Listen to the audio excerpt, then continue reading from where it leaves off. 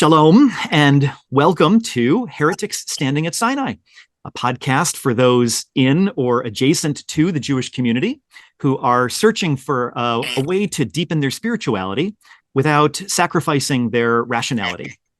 I am Rabbi J. Tel Rav, and I'm really glad that you're joining us today for this second in a video conversation with a rabbi who has really had an impact on me.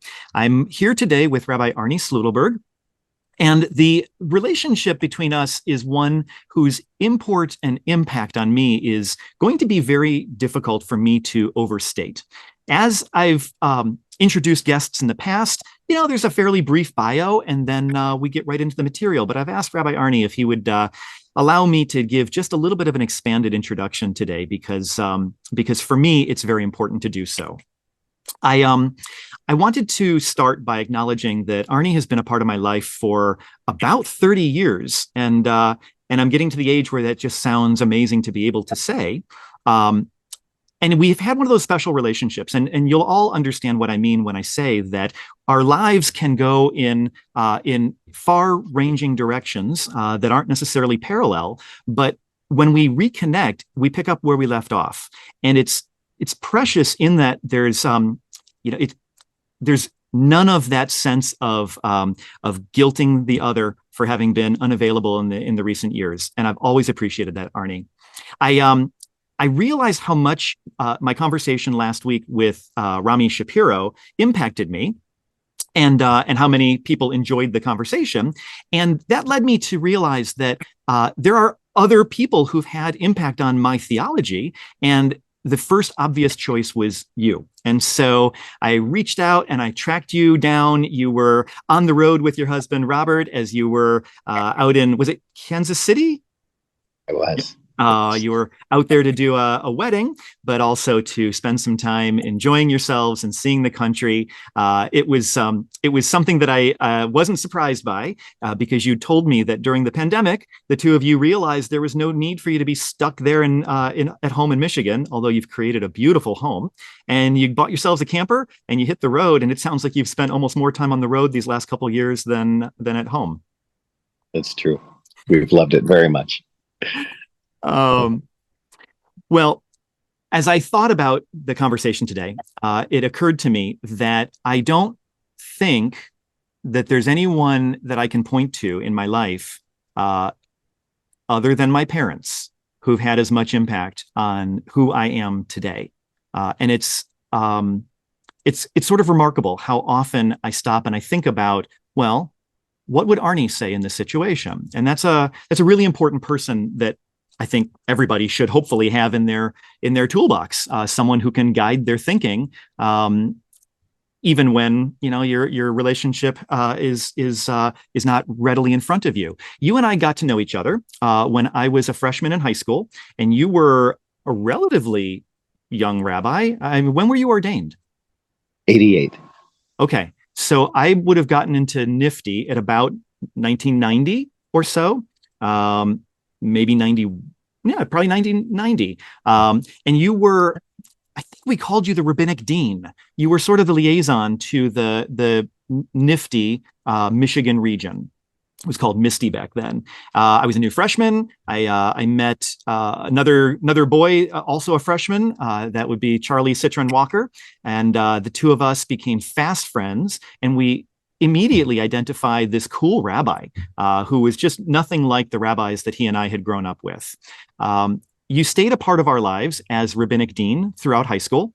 And then what was remarkable was, as I moved into the next chapter of my life, you stayed with me in my life. And that was, I think, because we both recognized someone really special. And our friendship then transformed into something very, very unusual, I think. And I say that because I know how rare it is for me now in a similar role to be able to bridge that gap between a student who grows up with me as a student and then takes that next step into a friend. Those are pretty special. You and I started enjoying different experiences together. We went camping so many times. You have or had at the time, a retreat space up in Traverse City, Michigan, and we would spend time up there. There are so many moments that I can reflect back on that just seared themselves into my long-term story. But I'll only mention a couple. One of them is the day that you took me to Sleeping Bear Dunes. And we sat at Pyramid Point, and you taught me, well, first I should say you taught me how to meditate in general.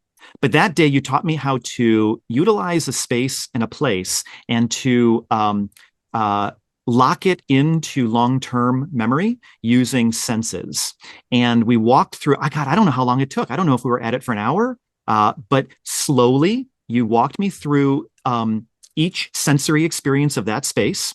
And we locked it in using, the skin between thumb and forefinger, and it made such an impression on me that I can still, and I do regularly, still take myself back to that moment. I can hear the wind, I can smell the water, I can see the shape of the dune out falling away in front of us. I mean, it was so unbelievably effective, and my only sadness is that since then, I've only helped create that experience once for one other person. It's not the kind of opportunity that presents itself very often. I'm curious, do you remember that day? Oh, 100%. You do. And it was rare for me too to have a friend at that point with whom I could share that. It was very special. I'll share one other, well, two stories, but one that just kind of demonstrates who you are and the impact that you've had on me. You and I were hiking one day, and we I don't know. In my mind, the story looks like this. I turned around and found you on your hands and knees with your nose about 3 inches from a big rock that had moss all over the side of it. And I asked you, what are you doing? And you said, come here, take a look at this. And you had me get in real close, and you had me just appreciate detail that I had never been shown before. And we meditated there, and the impact was not only not lost on me, it was such a powerful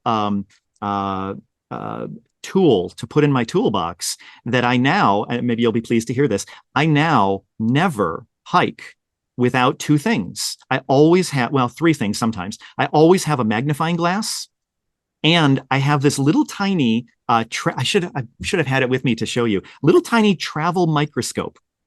And you can connect it to your phone, and you can get right up next to that moss. And if you want, take pictures, or you can use your eyes. But and sometimes the third thing is binoculars, but I much prefer the little stuff. And so, as a funny aside, when I caught you in Kansas City and we had a conversation about this meeting today, I thought it was just perfect. And people won't necessarily believe that this is literal, but I said, so what are you guys doing today? And you said that you and Robert were going out to watch the grass grow. And you literally were doing just that. You were riding your bicycles out to go watch the tall grass grow. Yeah. Which I have to admit, in the autumn is not quite as exciting as it might sound. Well, what I love is that you weren't necessarily looking for exciting. Maybe you were looking for a little bit of visual clarity on it, but it was just perfect. I mean, that's exactly who you are. It is what I loved about you, and it's how you've just, through your own example, you've taught me to be who I am. So I'm going to tell one more story, and then I think we're going to get into the conversation in which you'll have a chance to actually say something. But I imagine that every rabbi gets this question a lot, and it takes variations of form, but it sounds something like, "How did you decide to become a rabbi?" And in fact, I just got the same question at lunch today. And so each of us has a somewhat refined version that we tell. And many people who are listening to this will have heard me tell this story. And it, again, stories take shape long after they happen. And so I'll be curious to know, A, if you remember this at all, and B, if there's any variation in your memory. But here's how I tell the story. I went off to a small engineering college in Flint, Michigan called GMI, where I was doing fine. I probably could have completed my studies there and been a successful engineer. But lucky for me, it was an internship program, and so half the time I was also working as an engineer, which showed me, thank God, early on that I didn't want to be an engineer. There just was no fulfillment for me in it. And so I stayed 3 semesters at the school, and then I took a semester off and I transferred to the University of Michigan. And sometime in that window of time, maybe it was the first year while I was at Michigan, I don't know, you and I were having breakfast, and we were at a diner on Woodward in Ferndale. And and I was expressing to you my angst, just not sure where I was going to go with my life. I didn't know what I was going to do. I didn't know who I was. And you sat there with a smile and you chuckled. And again, this is how I tell the story. I said to you, I'm glad this is entertaining for you. What's so funny? And you said, Jay, it's so obvious to all of us. You're going to be a rabbi. And I laughed it off for 2 reasons. One, I had only a couple of models of what a rabbi was in my mind at that time. And they weren't either positive or attainable. Positive meaning I didn't want to be leading the kind of Judaism of some of those models, and not attainable meaning I looked at you and thought, how could I take on the same title that you have? I mean, you held that kind of place in my mind. But I tell people that there was a seed that was planted, and it germinated over the next couple of years. And I ran off to Israel to put the decision off a little bit longer, where I fell in love with Julie. But that it was you who put the seed in my head, and so I really can thank and credit you for starting that thought process. And I'm curious if you have any reaction to how I just told that story. No, I remember that well also. You do. Yeah. And in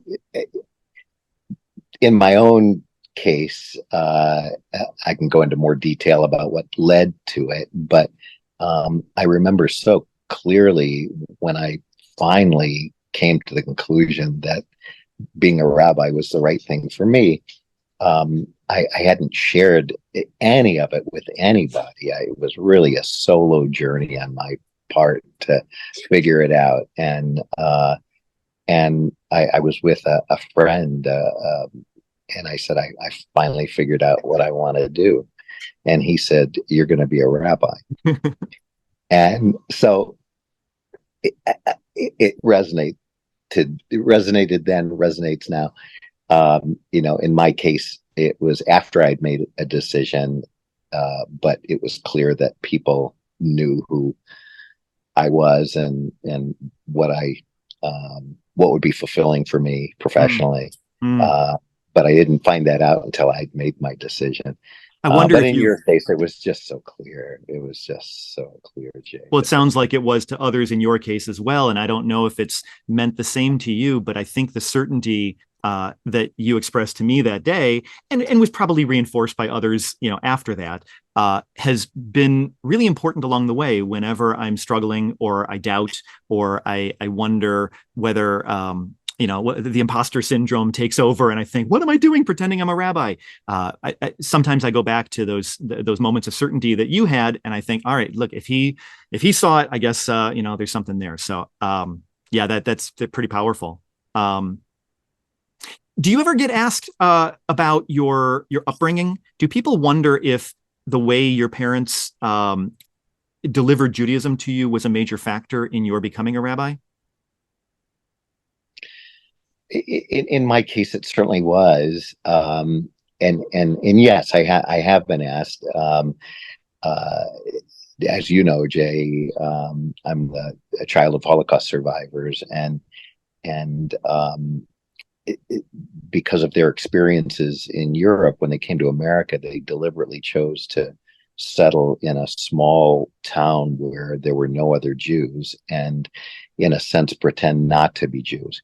They didn't change their names. They opened a clothing store. So there were all kinds of, for anybody who would really think about it, they were refugees from the Netherlands, but they were under the illusion that people didn't know that they were Jewish, and they never talked about it with anyone. And so that was the environment I grew up in, was hiding as a family Mhm. um, our Jewish heritage. And I remember many examples in school of, you know, making sure that I didn't divulge what was going on. Even my bar mitzvah, I couldn't tell any of my friends about it. So, I'm sure that psychologically there's some relationship to having grown up in hiding and now being a rabbi. It's pretty hard to hide being Jewish when you're a rabbi. So I think that there was some kernel, at least, of just a soul level needing to share my truth with the world. And even though that was not consciously part of my reason for becoming a rabbi, it couldn't not have been. It's really interesting. I don't think I've ever heard you frame it in that way before, and I'll return to the theme later. But there's a piece that resonated with me in what you just said, and in some ways, and correct me if I'm overreaching here, but in some ways, becoming the rabbi that represented that sort of visibility and centrality allowed you to be a part of a Judaism that wasn't available to you as a kid, and that piece of my rabbinate has become more and more clear over the last couple of years. How I guess, like parenting, when we grow to adulthood, the choices we make sometimes emulate what our parents would have done, and sometimes are the opposite of what our parents would have done, and so everything is in many ways a reflection or a reaction to our past. And so for me, and maybe it sounds like for you too, my Judaism is a reflection of my past, and for both of us, in many ways, the opposite. For you, not hiding, and for me, well, I'll say a few more words later. Can you now take some time and continue that narrative that you just began for us? Can you tell us some of the salient points of your spiritual journey that opened up to you in ways that were either intentional or surprising? Maybe a few of the salient experiences, or the people, or the materials that were there for you, how it's changed over the last couple decades. I want to hear more from you about how you got to be here. Yeah, sure. Happy to share. It was, for some people, belief is more of a struggle, and for others, it comes easier. My mother, who was in hiding as a child for 2 years and 7 months, remained a strong believer her whole life long. It came easy to her. She just believed, and she didn't ask a lot of questions about it. She didn't think about it a lot, I don't think. It just came easily and naturally, and she just did. And in my early years, that was the case for me as well. I just believed, and it was easy for me to believe. And I had moments of, just real, what felt like real divine connections, and it just came naturally. When you become a rabbi or a theologian of any sort, you have to start to, read what other people think, and start thinking more for yourself, and not just taking for granted how you might feel, but allow scholarship into your life, even in the realm of faith or belief. Um, and and so the opportunity to doubt, of course, entered into that equation as well. Um, but I remember really clearly a movie came out, Crimes and Misdemeanors by Woody Allen. One of my favorite movies, by the way. There's a Seder scene in that movie, and the main character of the movie has a flashback to his childhood, and so he's at the Seder table with his aunts and uncles and cousins and parents, and uh, and the aunt is a devout atheist, and she is, sharing her view, and the uncle is sharing his devout faith, and the father as well. And at one point, the young man who's returned to his childhood asks a question: if somebody doesn't believe or does something wrong, will they be punished, and so on. It was in that realm. But the father shared that in a sense, I would rather be right. I'd rather believe in God and be wrong than not believe in God and be right. Hmm. Huh. Well, that had a huge impact on me. What it's almost sort of a cost benefit analysis, to borrow an economics term. What do we? No one can prove that there's a God, just like nobody can prove that there's not a God. And so it's not in the realm of knowledge. It's in the realm of belief or faith. And one can choose to believe, or one can choose not to believe. What do we get for choosing to believe? Well, we get this connection with something far greater than ourselves, something that transcends time, something that's connecting to generations past, to a whole millennia worth of history, and hopefully a connection into the future for millennia to come. It offers us, a bounty of reward, of benefit, to have a sense of connection with an eternal, with a divine. Uh, we tend to have none of that, really, if we choose not to believe. So what's the cost of believing? I haven't really found a cost.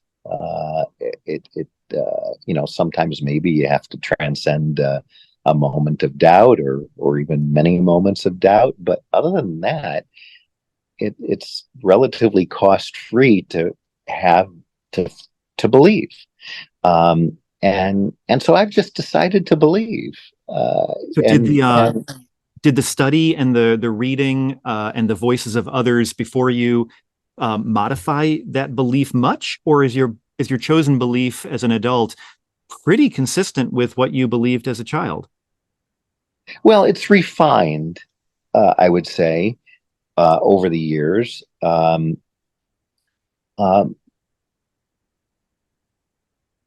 My relationship with the divine has ebbed and flowed and matured over the years. I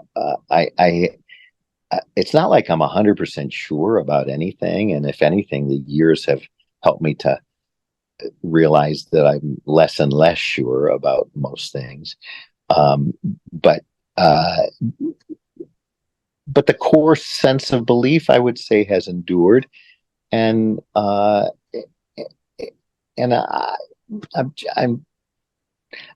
just like the movie. I would rather have all of the benefits of belief and ultimately be wrong. And if I am wrong, I'll never even know that I was wrong.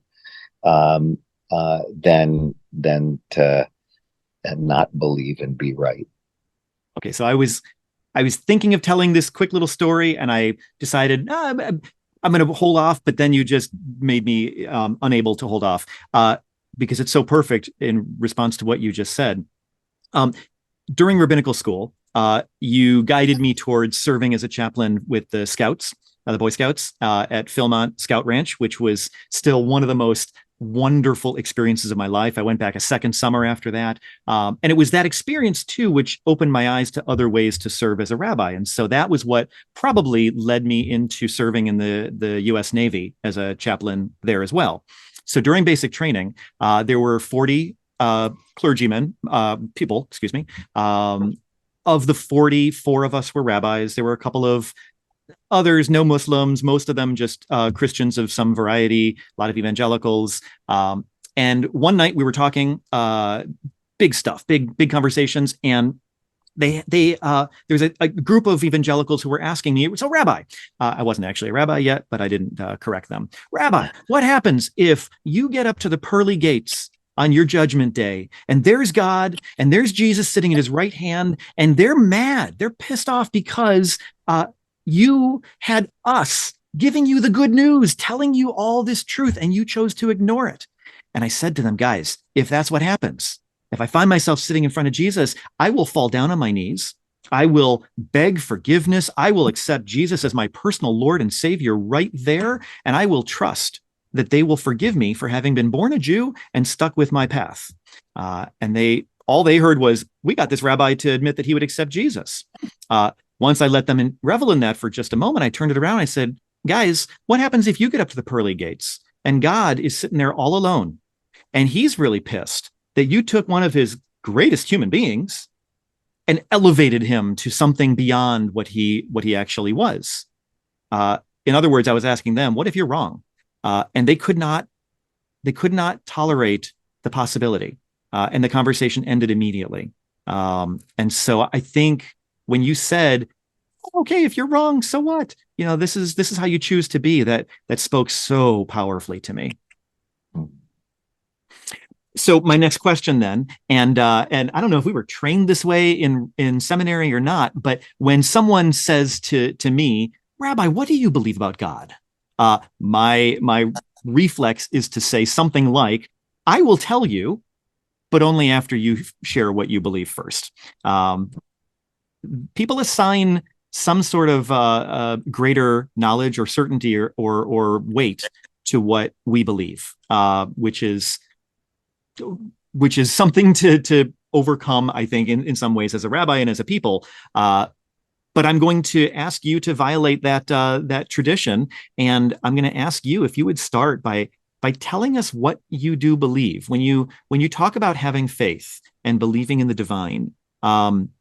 Without definition, it means that everyone who's listening is going to assume probably that your version of belief matches what they believe, or at least whatever. They all start from their point of belief, and it's just such an important thing to do to identify, what does that belief look like? You know exactly what I mean. I was giving more detail for listeners, but I'm going to just shut up and ask you to talk about what that belief looks like.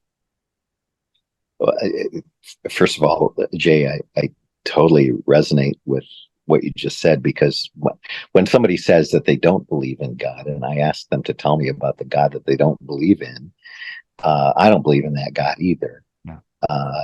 It's inevitable that the God that they don't believe in is a God that most of us would believe in. I'll come back to this, but on the whole, I really don't know what God is, and that is, partly because God is infinite and I'm not, and by definition, a finite being like me cannot even begin to comprehend what an infinite being is like. We just don't have enough brain cells to do that, to even scratch the surface of it. Um, what I feel like I know or believe a little bit more better is what that God expects of me, and so that's sort of for me what's important. Whether I know God's attributes or not doesn't change God or change the world or change anything. Uh, what God expects of me changes everything for me. And therefore anyone who comes into contact with me, and by extension the ripple effect on the universe.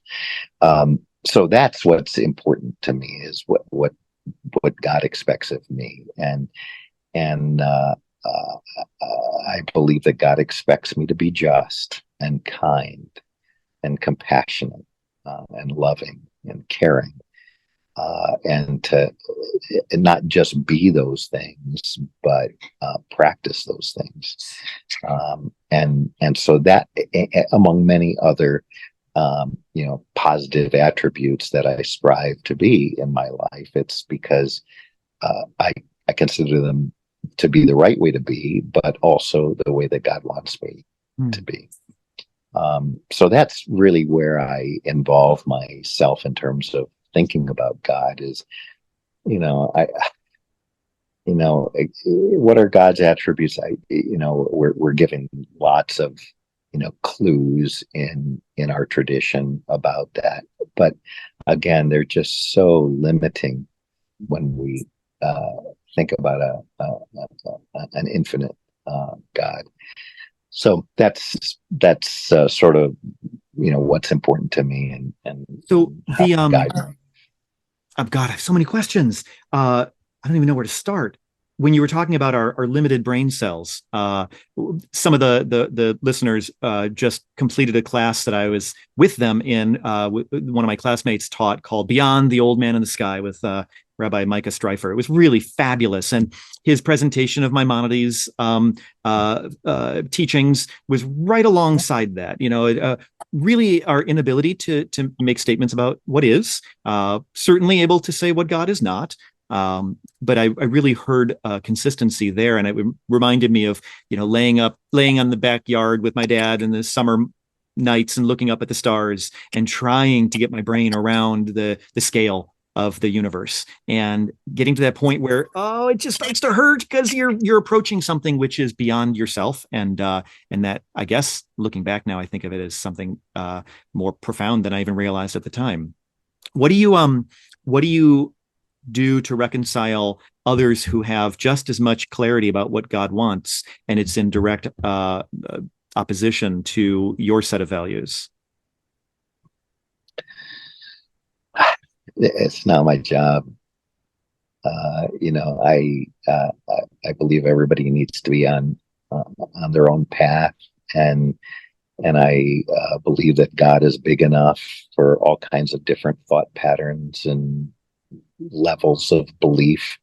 The only time when I would draw the line on that is when it becomes destructive, either to themselves or to people in their lives. Mm-hmm. And so when part of the problem, I think, for some is when their belief system becomes so full of surety that they begin to exhibit aberrant behaviors for themselves and for others, because they think that that's what God wants of them. Yeah. I think all of us know that when someone blows themselves up in a pizza parlor because they're going to achieve some major reward in heaven, when they believe that so fervently that they're willing to end their lives in that way and take as many others with them as they can, that is aberrant, and it's when belief is taken to the level of surety. So I one of the things I love about Judaism is that we're not sure. We are a big tent, and we allow for a myriad of belief levels and expressions, even non-belief, and I think that's healthy. Yeah. I think it becomes unhealthy when we become too sure of ourselves. Uh, because the podcast has been so focused on some of the teaching of Rami Shapiro, I'll use his presentation of what I just heard you saying, which is that there's healthy religion and there's unhealthy religion. He says that any of the pieces and every religion has elements of each. There's healthy Judaism and there's unhealthy Judaism. He says any of the material from a religious tradition that draws people together, that enhances unity and love and respect and big picture, mochin de gadlut thinking, big mind thinking, that's divine. That's healthy, good religion. And any of the pieces of religion that divide you, that create hierarchy and judgment, and then of course violence and destruction, that's unhealthy religion. And that's the stuff that was written by humans who are looking for other agendas to take the shape of religion, holding on to power or wealth, and so that's been a helpful frame for me to think about it. My guess is, and please correct me if I'm wrong, when you were growing up, so let me ask a question first. You said that your family was not out, so to speak, as Jews, but you mentioned bar mitzvah. Did you go through a religious education through Sunday school?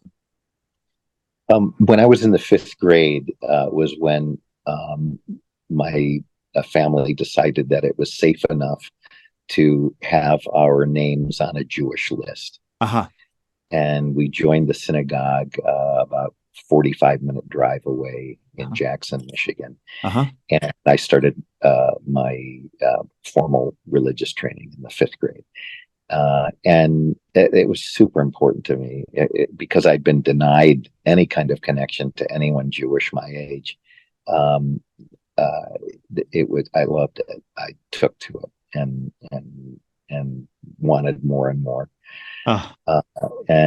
So yeah, I had a bar mitzvah, when I was 13, and it was a transformative experience for me. I just loved the learning, and I loved everything about it. And ultimately chose to become a rabbi because I got to do the things that I loved on a daily basis, and for me, those things were teaching, counseling, public relations, public speaking, living Jewishly, and all of those things I got a chance to do, maybe with the exception of counseling, when I was a bar mitzvah. I got to read Torah and give a public speech and teach about our tradition and live Jewishly, and all of those things that I just loved it. Now, even the counseling part, I know that there was a part in my talk that about how to live, how we Jews are expected to live, what God wants of us, and so and along the way, ever since then, probably at every point, you've had a small number of students who were engaged just the way you were, and I've always got a nice smattering of those kinds of kids who are excited, who love it, who soak up every element of it, and I try not to teach just to them alone, because they're such pleasant partners in the journey. I love those students, the ones you described yourself being. So the question I had was, I would think that the God that was being presented to you starting in fifth grade in the formality of a religious school classroom, especially because they had to catch up and teach the Bible stories. Maybe you got some of that at home, but there was a need to present the God of Torah. And I wonder whether the God you described a few moments ago, the transcendent, infinite, undefinable God, which is in my mind or in my hearing of it, quite different than the God of the Bible. I wonder, first of all, am I right that you were delivered that biblical version of God at that age? And second of all, if so, how did you break free of that? How did you break through the walls of that box? I, I've even back then, our teachers didn't teach Torah or Bible as literal, Hmm. and I've never considered those biblical stories to be literal. My feeling is, what, even if it's pure fiction, and I'm not saying that it necessarily is, but probably some of it is pure fiction. We can still learn a lot from it, and so that's always my goal. Did the sea split, and what were there walls of water on either side, like an aquarium, and the Israelites walked through? I don't know, probably not. Um, but what can we learn from that story? Oh my gosh, there's so much that we can learn that's relevant to how we live our daily lives from that story, whether the sea split exactly that way or not. The the people who come to me and say I don't believe in God, um, I have a remarkably similar uh, beginning of the process that you described. But then when they tell me what they do feel powerfully about, um, I find that um, it very often reflects almost exactly what I believe, and yet they resist the word God.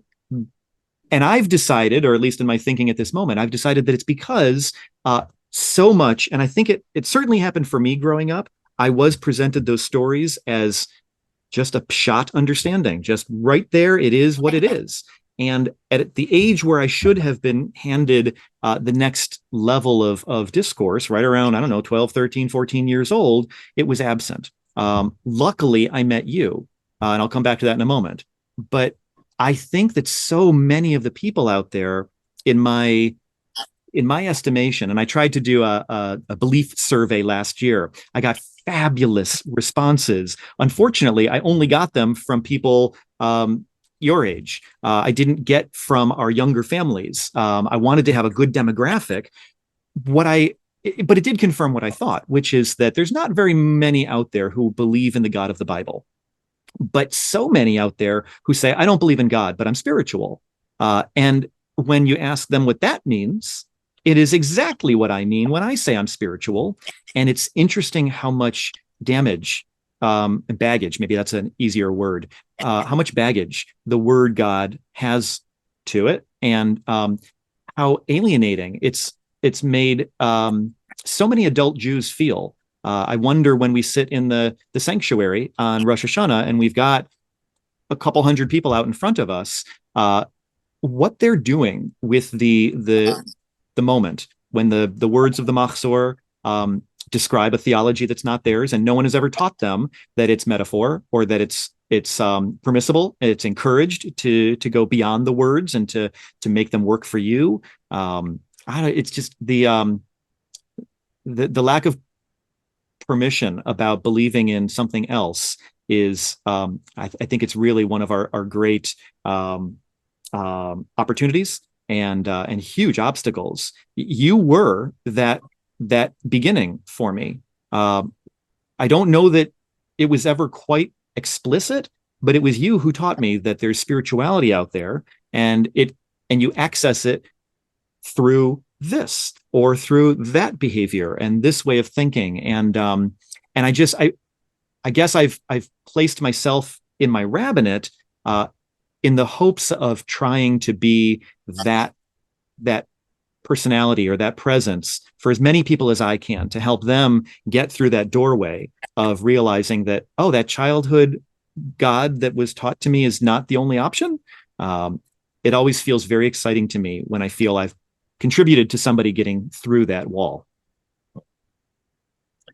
I think one of the things that has helped me in my own personal spiritual journey is, anybody who believes in God believes that God is everywhere, right? That's a common, if God is infinite, then God is everywhere, including inside each of us. And that's the part of God that I feel like I can access. The part of God that's within me, that's within my heart, that's within my soul. And that's where I look to for answers, and for guidance, and for knowing which way to turn, and how to be helpful in And if difficult a situations. and if a person came to you and said, that I want that, what would be some of the pieces of advice you would offer them about how to get there? And I know that a lot of this is more intuitive than it is possible to explain, but how would you tell them to know that what they're encountering is the divine? Or what would the interaction feel like so that you know that it's happened? I hope I'm making my question clear. I think most everyone has God moments, even if they aren't able to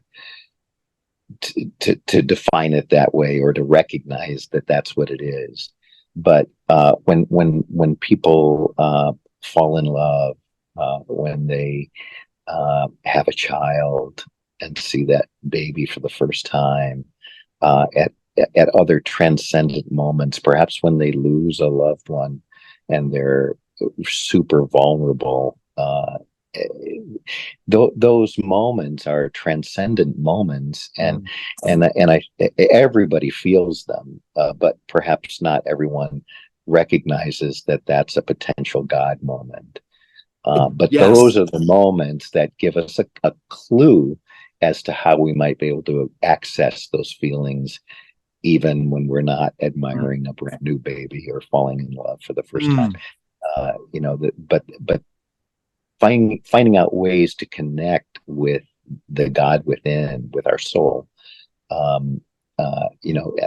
whenever we want to, Maybe I can whenever ask you we a need to. maybe I can ask you to share a personal example of not a big God moment. I think you're absolutely right. I some of my big God moments, and I don't have dozens. I have a handful. Some of them were right next to you. I think you're right. Everybody probably resonates with those transcendent moments in which you just are absorbed into the picture as an integral part of it. But I wonder then if you could share some personal examples of other moments that would be maybe surprising in your ability to access the divine, whether they were the most banal moments of standing in line at the grocery store, or moments of challenge where you're, I don't know, in a situation that's difficult, or I guess not looking out the window in front of you. And for those who can't see, Rabbi Arnie has a fabulous view out that window of this beautiful pond that he and Robert have a couple boats on. Oh my God, my kids love it there. They ask to go back all the time. And sorry, back to the question. Can you think of some examples of taking that big God moment and accessing it in small moments? I struggled a lot with coming out as a gay man. It was a multi-year, really. I was 26 when I finally was able to come to terms with who I was, and I had developed over those years such a gripping fear that my life would be destroyed if even one person found out that I was gay. And there was nothing rational about any of that, but it was real for me somehow. And it had become desperate. I realized that I just couldn't stay in the closet any longer. And I was trying to figure out a way forward. And I remember being deep in meditation about it, and thought, and realized that at a certain moment that I was singing a song in my mind, uh, and I had to some degree uh, changed the words. And what I was singing, when I finally realized what to pay attention to it, was um, "Everything is beautiful." That song, "Everything is beautiful" in its own way. And then this is how I changed the word somehow. "The sun is shining everywhere, and it's going to be okay." And so I started dissecting these words. That everything is beautiful, even me. Even I am beautiful. Everything is beautiful. Even I am beautiful in my own way. I'm beautiful. The sun is shining everywhere, and it's gonna be okay. That was what I really needed to hear, was it's gonna be okay. Mm. And not only was it okay, it's just been so good. I mean, everybody in my life embraced me, loved me, supported me, and the opportunity to be fully me in the world, as a Jew, as a gay man, and so many other ways. It's given me permission to open up and bare my soul and be me in my full glory. And I really believe in my heart that that was my soul, that was my truth being revealed to me in that moment. More banal moments, in the grocery store line, when even when we're in a hurry and things aren't going fast, and there's somebody in front who's taking way too long to pay, uh, to somehow summon the compassion and love and kindness in those moments is a test of who we are, especially when we're in a difficult spot. And so treating that person and the cashier and everybody with love and respect and kindness and with a smile. None of us in our better moments want to be that person, who falls apart in times like that. We all aspire to be, to take a higher road. And when we're able to do that, I think we have summoned the God within, who allows us to live our higher selves. Mm. I heard a retranslation recently, and then I also just saw it. I don't know that I heard it originally from Rami, but it came from a local rabbi, Rabbi Mark Golub, who passed away, just a blessed memory, a couple years ago. He's a really meaningful presence in this community, and he would teach that a better translation of Yetzer HaTov and Yetzer Hara, rather than calling it the good inclination or the evil inclination, both of which are a part of each of us. He talked in terms of the Yetzer HaTov as the part of us that's the selfless part, and the Yetzer Hara as the selfish part, and the ability to recognize when we're acting selfishly, and to be aware of it is the first step on maybe being able to then choose another way of being in the moment. And people who don't know you the way I do hear advice like what you just offered, and couldn't possibly know how consistently I've watched you live that truth. I can't think of one example in all the years that I've known you where a situation seemed to present a challenge to you. I'm sure there have been, but Robert could share a few. I'm sure. I'm sure.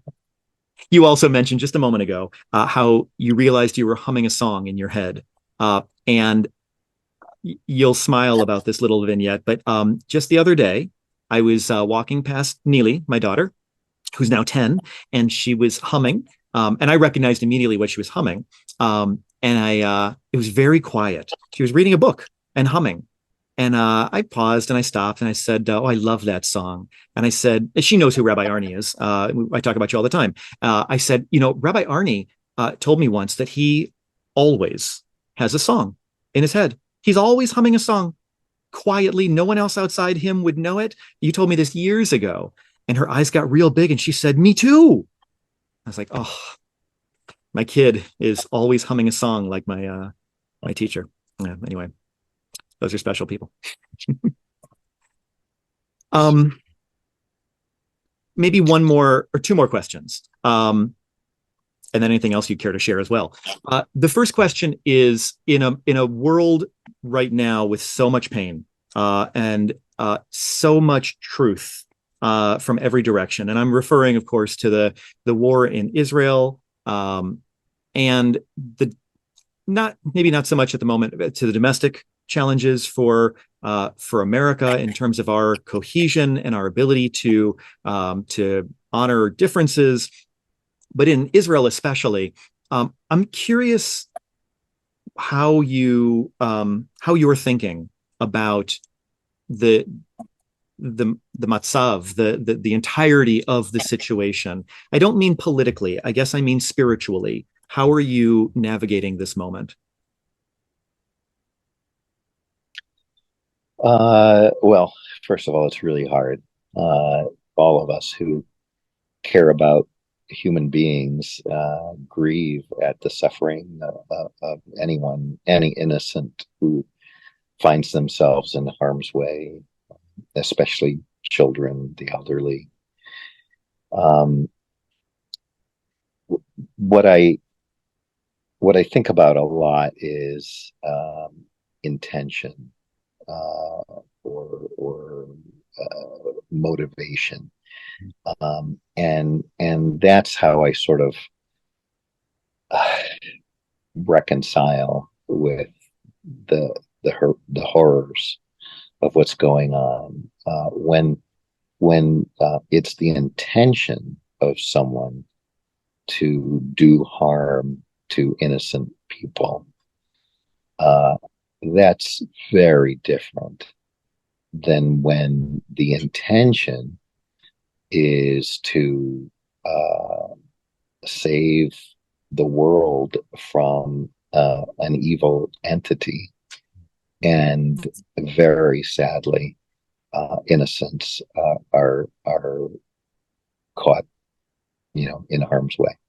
Do you have Uh, any internal hesitation or complication around the necessity to kill Hamas operatives, the terrorists? I mean, in as much as they are human beings who simply sacrificed that higher level ethical potential and chose to act like animals or continue to act like animals. How do you handle what must be sadness when you look at someone, a group of people who, actually, I think it's fabulous that they're usually faceless with their faces covered, because it makes it even easier to take away some of the humanity as we have to go in and kill them. Is there any thinking there that you can share? I think it's sadly part of the human condition and always has been. I think that people go astray and take on evil intentions and all too often actualize those intentions. And while it's important to preserve all life, it's the injunction to value our own lives and to have the opportunity for self-defense is paramount. And so the Talmud teaches us, and of course this is an oversimplified view, but the Talmud teaches us that if someone says to you, "Kill me, or I will kill you," you kill him. Mhm. because your life is worth saving. And if the only way to save your life is to take theirs, you take it. And we're not a people who turns the other cheek. That's Yeah. not one of our Yeah. uh, one of our beliefs. So, yeah, the world has to be rid of that ideology. Now, will we ever succeed? Probably not, because there will be some group after Hamas that has that same ideology, and we'll have to deal with them down the line. Yeah. In the meantime, it's Hamas who we have to deal with, and they there is no living side by side in peace with Hamas. Yeah. I think you've done a good job of speaking to the question that I wrestle with, which is people people often resent any kind of double standard being placed on Israel. And I wrestle with that because the standard that's out there is not particularly impressive for national behavior. And if we're going to claim that Israel is a country, a nation state built on Jewish values, that we've got to be able to base our choices and behavior in Torah. And I've struggled at times lately, especially to find that ability. And I like the way that you chose to offer your response using Deuteronomy and Talmud. That was helpful. I think it was Golda Meir, but it may be I may be misquoting, so forgive me. Who said something like, "We can forgive you for killing our children, but we can never forgive you for making us kill your children." And it makes me think of the Native American traditions of um, ritual and gratitude around the taking of the life of an animal that is going to feed their family, but recognizing the shared connection with the animal as just animals on the planet, and having no great privilege or rather uh, permission, I guess, to simply kill the animals indiscriminately. Some of the pause that goes into the violence associated with providing meat for my family has always really touched me. And I agree with you. I think the intent has left me feeling like a great number of Jews worldwide are deeply aware of what it means to be taking innocent lives along with culpable lives. It's really, really hard. The last question I have would be, are there any materials or sources, books, or anything that you've been affected by either recently or long ago that you might just throw out there for us as a resource list? I always share anything that's mentioned with listeners afterwards in the show notes so that they can follow up if they liked something they heard about. Anything you'd want to leave the listeners with? I'm a real fan of Rabbi Harold Kushner. Mm-hmm. I have loved all of his books, chief among them, To Life, L'chaim, To Life, which I think just captures the essence of who we are as a people better than anything else I've ever read. But when bad things happen to good people, when children ask about God, and several, they're chock full of wonderful wisdom. I've read some of them over and over again, and really have benefited immensely in my own life. I'm very indebted to him in particular for his wisdom, what he's been able to bring through his books. Yeah. Um, Jay, could I say one more thing? Yes. Um, I am so grateful to have had you over all of these years and to still have you as a friend, and way back when as one of my kids.